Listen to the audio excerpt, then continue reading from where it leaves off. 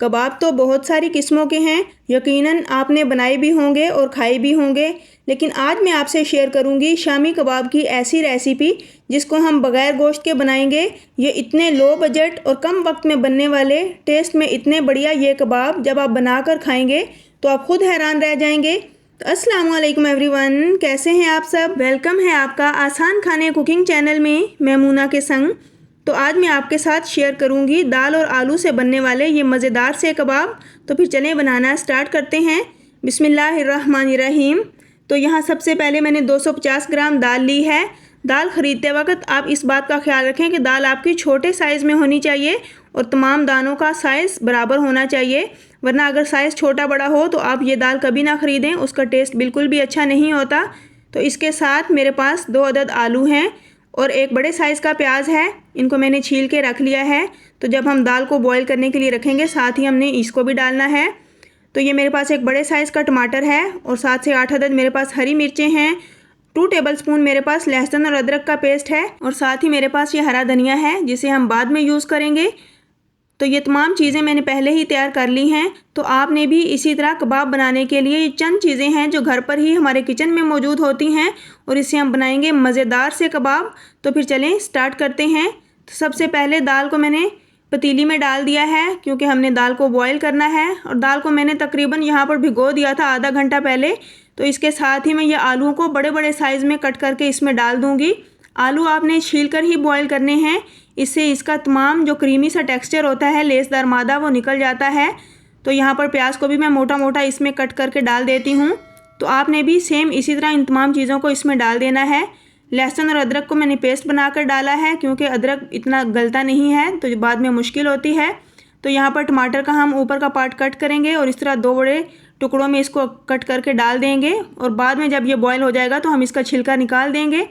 हरी मिर्चों को भी हम इस तरह काट कर इसमें डाल देते हैं। तो आपने भी इसी तरह इन तमाम चीज़ों को डाल देना है। तो चलिए अब स्पाइसेस की बारी है। 1/2 टेबल स्पून मैं इसमें नमक ऐड करूँगी।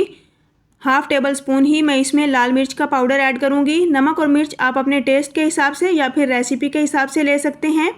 हल्दी मैं इसमें 1 टीस्पून के बराबर डालूँगी और 1 टीस्पून के बराबर ही मैं इसमें कुटी हुई लाल मिर्च ऐड करूँगी। 1/2 टेबल स्पून मैं इसमें साबुत ज़ीरा ऐड करूँगी और 1/2 टेबल स्पून ही मैं इसमें साबुत खुश्क धनिया ऐड करूँगी। ये मसाला जात आपने साबुत ही इसमें ऐड करने हैं, इससे बहुत ही मज़ेदार सा फ्लेवर इसमें आएगा।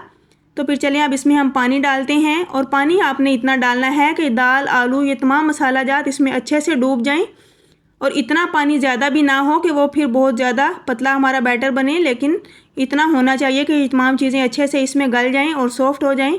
तो बस इतना ही हमने इसमें पानी डालना था। तकरीबन मैंने इसमें 2 से 2.5 गिलास पानी डाला है। तो इसे अब हम चूल्हे पे ले आते हैं और फ्लेम हम इसके नीचे हाई रखते हुए एक बार इसको अच्छे से बॉईल दिलवाएंगे। जैसे ही इसको बॉईल आ जाएगा तो हम इसका फिर फ्लेम मीडियम टू लो कर देंगे और मीडियम टू लो फ्लेम पर हमने इसको मुकम्मल सॉफ्ट होने तक पकाना है। तो यहाँ पर ये देखें तकरीबन इसको आधा से पौना घंटा हुआ है और दाल मेरी अच्छे से सॉफ्ट हो चुकी है। इसका पानी भी तकरीबन खुश्क हो चुका है। तो यहाँ पर आलू भी बहुत अच्छे से सॉफ्ट हो गए हैं। तो ये देखें मैं आपको दाल चेक करवाती हूँ। ये देखें दाल कितनी अच्छे से सॉफ्ट हो चुकी है। तो बस अब हम इसका फ्लेम ऑफ कर देते हैं और इसको ठंडा करते हैं। तो कबाबों का मसाला यहाँ पर हमारा तकरीबन ठंडा हो चुका है। अब हम कूंडी और डंडे की मदद से इनको कूट लेते हैं। आप चाहें तो आलू को अलग कर लें और सिर्फ दाल को पीस लें और आलू को वैसे ही मैश करके डाल लें, लेकिन आपने ख्याल रखना है कि इसको आपने कूंडी और डंडे की मदद से ही पीसना है। इस तरह आपको कबाबों में एक यूनिक सा फ्लेवर मिलेगा। तो इस तरह मैं तमाम मसाले को तैयार कर लेती हूँ। तो ये देखें मैंने तमाम मसाला कूंडी और डंडे की मदद से पीस लिया है और ये कितना अच्छे से हमारा तैयार हो चुका है। तो इस स्टेज पर अगर आपको लगे कि आपका मसाला थोड़ा सा पतला हो चुका है तो आप इसमें 2 टेबल स्पून कॉर्नफ्लोर ऐड कर लें या फिर 2 टेबल स्पून आप इसमें बेसन भी भून कर डाल सकते हैं। लेकिन अगर आप इसको मैनेज कर सकते हैं तो आप ये चीज़ें बिल्कुल भी नहीं डालें। तो मैं यहाँ पर 2 टेबल स्पून इसमें कॉर्नफ्लोर ऐड करूँगी। कॉर्नफ्लोर डालकर मैं इसको अच्छे से मिक्स कर लेती हूँ। तो आपने भी अगर आपका बैटर पतला हो जाए तो आप उसमें कॉर्नफ्लोर या फिर बेसन डालकर उसको बैलेंस कर सकते हैं। तो चलें अब इसमें हम हरी सब्जियां थोड़ी सी ऐड कर लेते हैं। यहाँ पर मैं थोड़ा सा इसमें हरा धनिया कट करके डालूंगी, 1 छोटे साइज़ का प्याज बारीक चॉप करके और 2 से 3 अदद हरी मिर्चें। तो कबाबों में इस स्टेज पर हम जब ये कच्ची सब्जियां ऐड करते हैं तो इससे बहुत ही मज़ेदार और यूनिक सा फ्लेवर आता है। तो हमारे कबाब बिल्कुल बाज़ार वाले ढाबा स्टाइल बनकर तैयार होते हैं। तो यहाँ पर मैं हाथों को अब ग्रीस कर लेती हूँ ऑयल की मदद से। तो चलें अब हम अपनी पसंद के अपनी शेप के कबाब बना लेते हैं। तो मैं यहाँ इसको एक गोल टिक्की की शेप दूंगी। आप अपनी पसंद का साइज़ रखते हुए अपनी पसंद की शेप इसको दीजिए।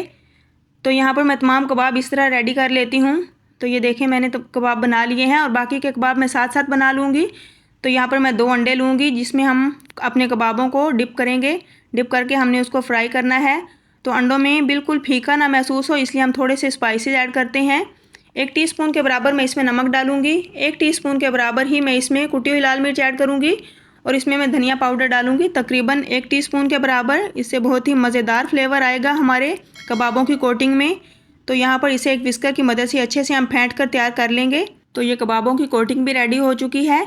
तो चलिए अब हमने कबाबों को तवे के ऊपर फ्राई करना है, इसलिए हम इसके ऊपर ऑयल डालेंगे और हमने इसको शैलो फ्राई करना है, इसलिए बहुत ज़्यादा ऑयल में हमने नहीं इसको फ्राई करना। तो ऑयल जैसे ही हमारा गर्म होगा तो एक कबाब उठाएंगे, इस तरह अंडे में दोनों हाथों से हम एहतियात से इसको डिप करेंगे और एहतियात के साथ हमने इसको तवे के ऊपर डाल देना है। और आपने इस चीज़ का एहतियात रखनी है कि घी के छींटे वगैरह आपके हाथों पर या फिर आपके कपड़ों पर ना पड़ें। तो इस तरह एहतियात के साथ जितने कबाब ईज़िली आ सकते हों आप उस पर डाल दीजिए। तो यहाँ पर तकरीबन 2 मिनट तक हमने इसको बिल्कुल भी नहीं छेड़ना। 2 मिनट के बाद जब एक साइड से वो अच्छे खासे पक जाएँ तो हमने इसकी साइड एहतियात से चेंज करनी है और हल्के हाथों का यूज़ करते हुए आपने इसको पलटना है।